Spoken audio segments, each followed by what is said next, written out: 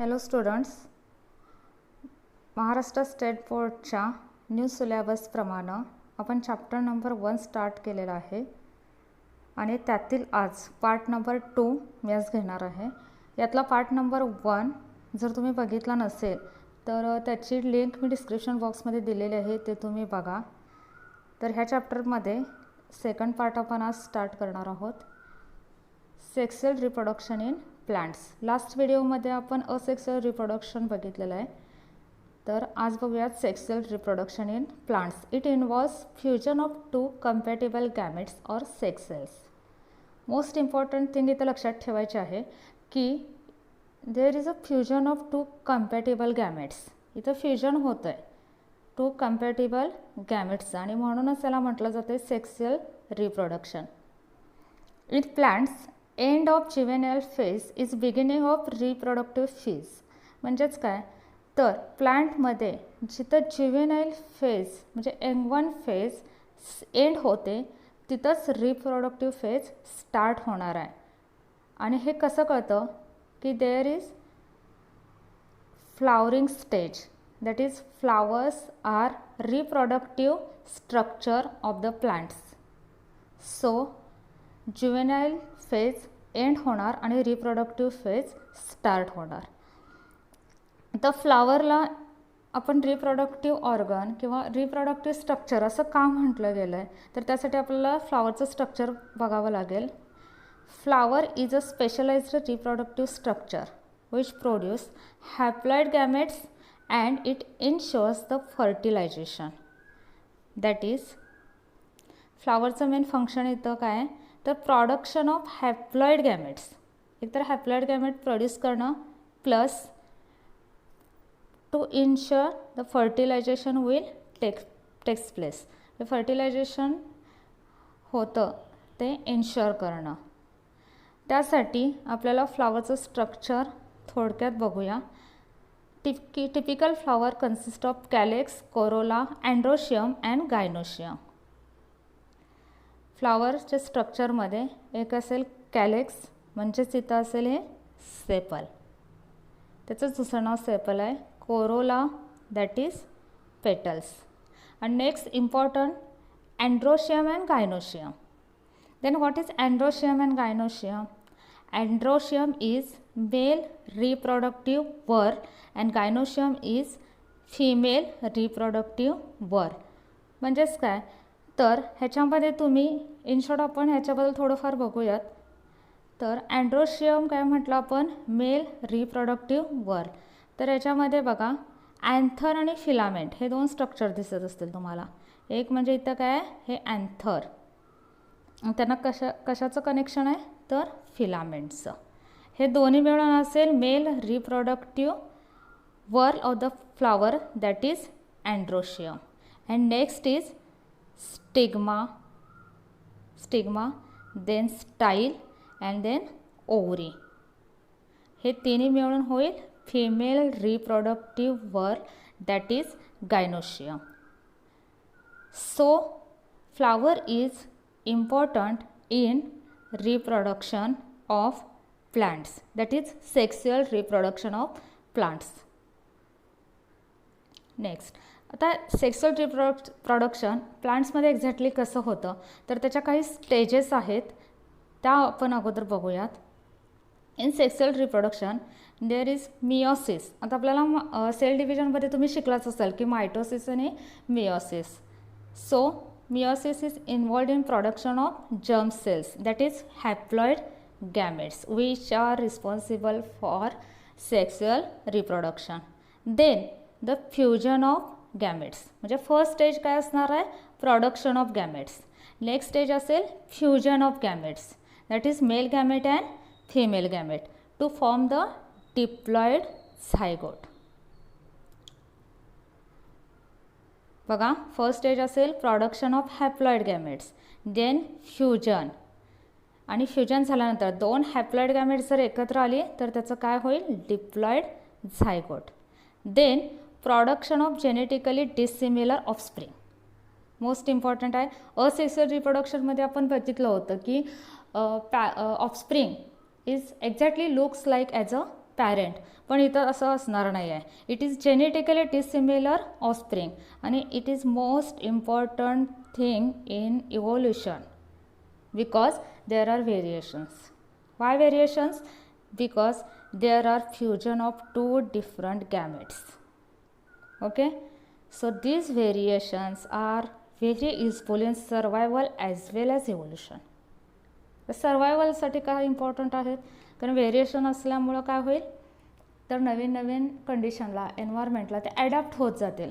त्यामुळे it is important for survival as well as variations are very important in evolution. Fusion of male and female gametes is known as fertilisation. Fusion of male and gamete is known as fertilization. Fertilization म्हणजेच fusion of male gamete and female gamete. आणि हे झाल्यानंतर तिथं काय होईल? Formation of zygote and embryogenesis. Embryogenesis means formation and development of embryo. So these all events are come together under one event, that is reproduction, sexual reproduction, and it includes pre-fertilization. What is pre-fertilization? The events occur before fertilization, then actual fertilization, and next is post-fertilization, that is events after fertilization. So these all are the steps during sexual reproduction in plants. Now the male reproductive whirl of flower. आता आपण in short बघितलेलं आहे की म्हणजे sexual रिप्रोडक्शनचे events काय काय असणार आहेत किंवा कोणत्या स्टेपनं हे रिप्रोडक्शन होतं.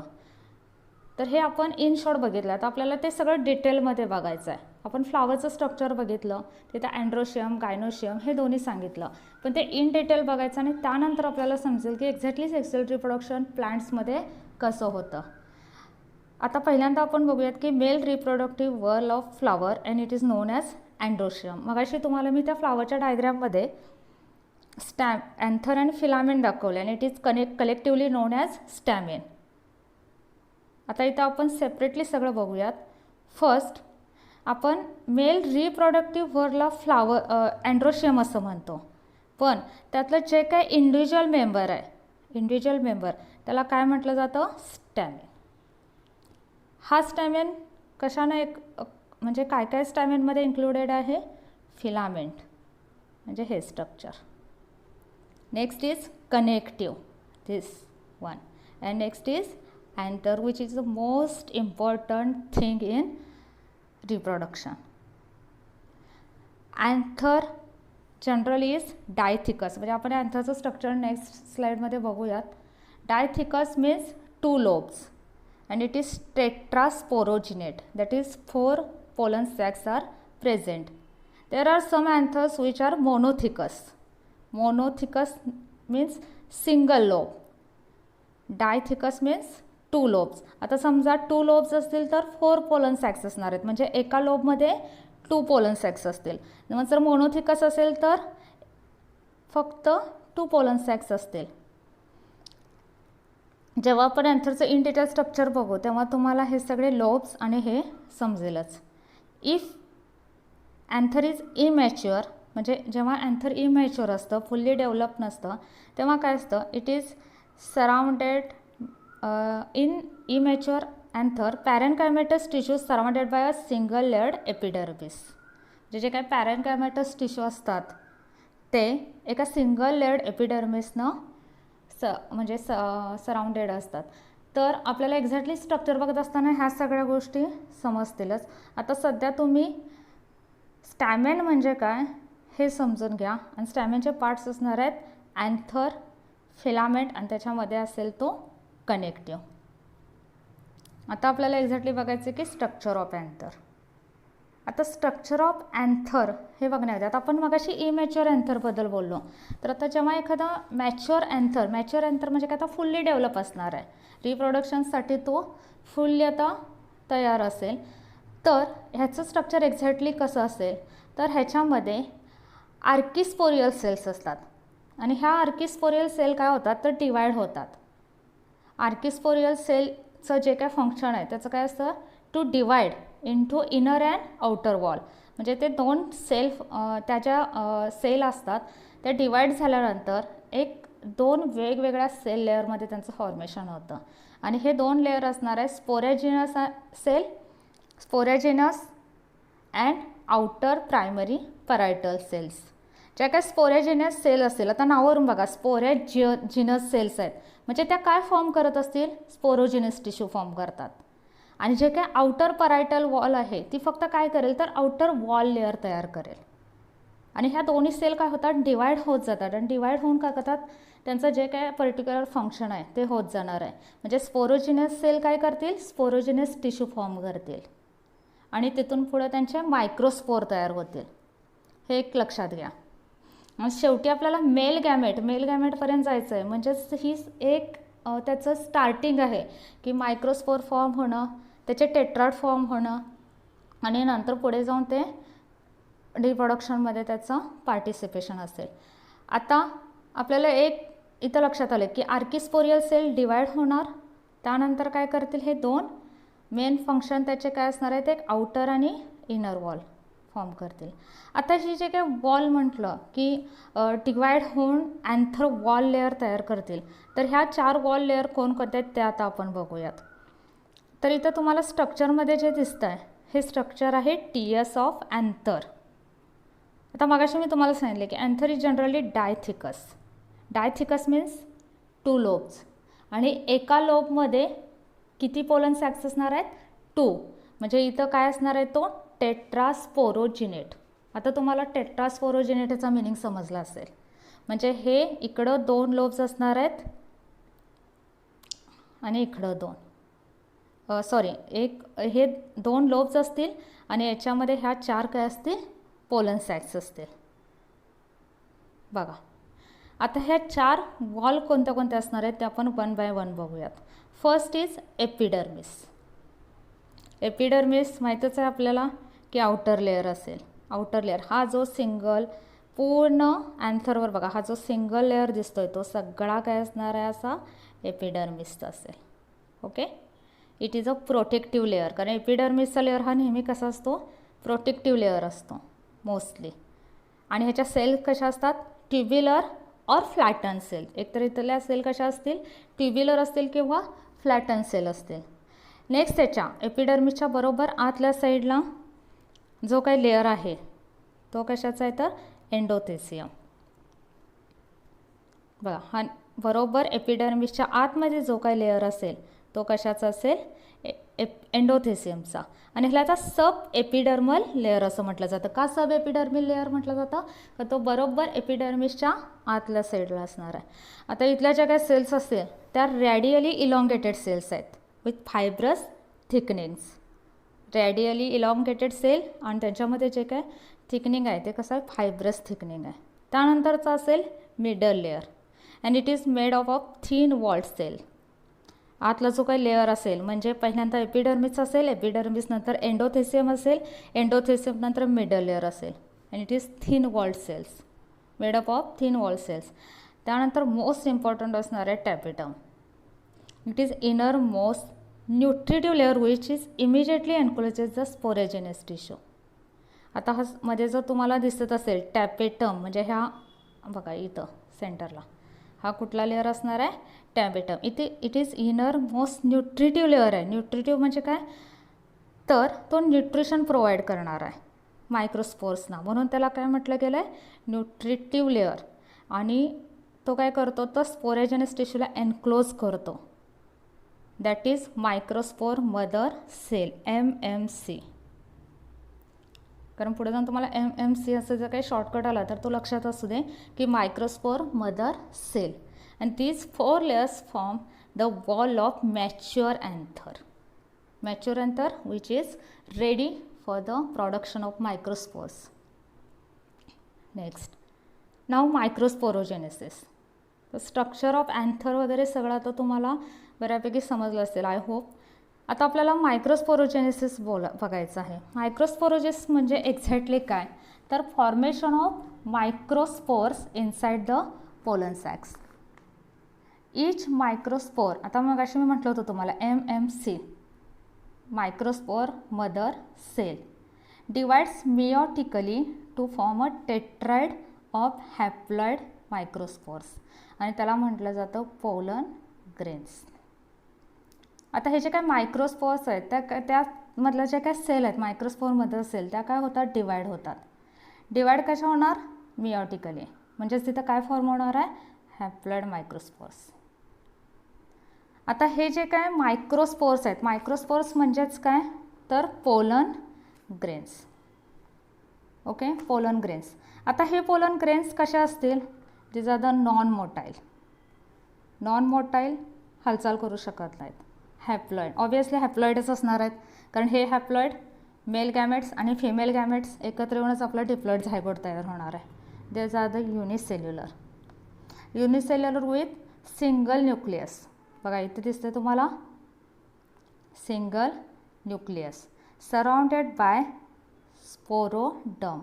हे जे काय डबल वॉल दिसते तुम्हाला त्याला काय म्हटलं जातं, स्पोरोडर्म. आता ह्याच्यामध्ये परत 2 लेयर्स असणार आहेत. फर्स्ट असेल आउटर अँड सेकंड असेल इनर. आउटरला काय बोलणार, एक्झाईन, आणि इनर असेल इंटाईन.